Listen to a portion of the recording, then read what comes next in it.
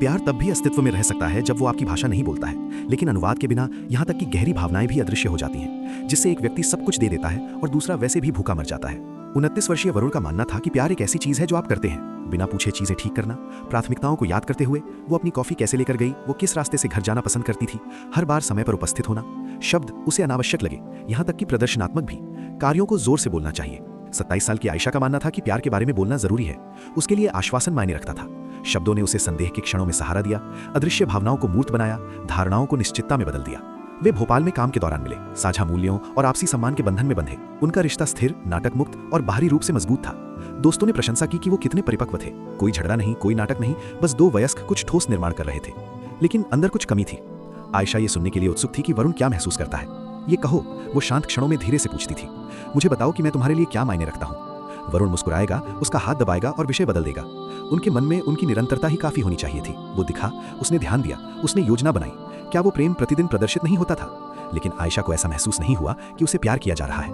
उसे लगा कि उसने ऐसा मान लिया है। उनके कार्य विचारशील होते हुए भी व्याख्या बनकर रह गए। उसे इस बात की पुष्टि करने के लिए शब्दों की आवश्यकता थी कि उसके कार्यों से क्या पता चलता है। उसके मुंह से ये सुनने के लिए कि वो मायने रखती है, कि उसने उसे चुना है, कि उसकी भावनाएं उससे मेल खाती हैं। समय के साथ आयशा को खुद पर शक होने लगा। क्या वो बहुत जरूरतमंद थी, बहुत असुरक्षित, बहुत ज्यादा मांग रही हो? इस बीच वरुण को इन भावनाओं को प्रदर्शित करने का दबाव महसूस हुआ जिन्हें वो व्यक्त करना नहीं जानते थे।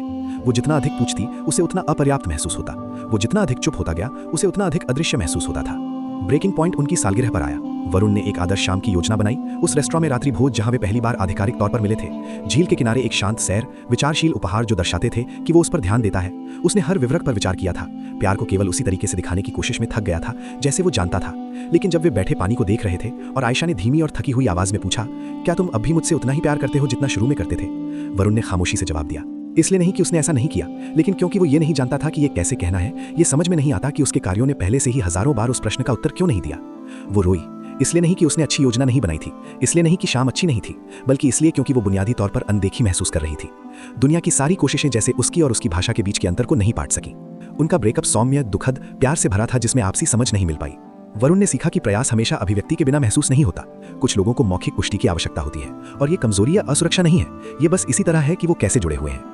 उस मैं तुमसे प्यार करता हूं कि कोई कीमत नहीं है, लेकिन सही व्यक्ति के लिए इसका मतलब सब कुछ है। आयशा ने सीखा कि प्यार मौजूद हो सकता है, गहराई से, वास्तविक रूप से, तब भी जब वो उसकी भाषा में नहीं बोलता है। कुछ लोग कहने के बजाय दिखाते हैं, और ये भावनात्मक अनुपलब्धता नहीं है, ये बस अलग सर्किटरी है। शायद उसे ऐसे व्यक्ति की जरूरत थी जिसकी स्वाभाविक अभिव्यक्ति उसकी स्वाभाविक जरूरत से मेल खाती हो। आखिरकार उन दोनों को ऐसे साथी मिले जो उनकी मूल प्रेम भाषाएं बोलते थे। वरुण ऐसे व्यक्ति के साथ जो शब्दों से अधिक कार्यों को महत्व देता है।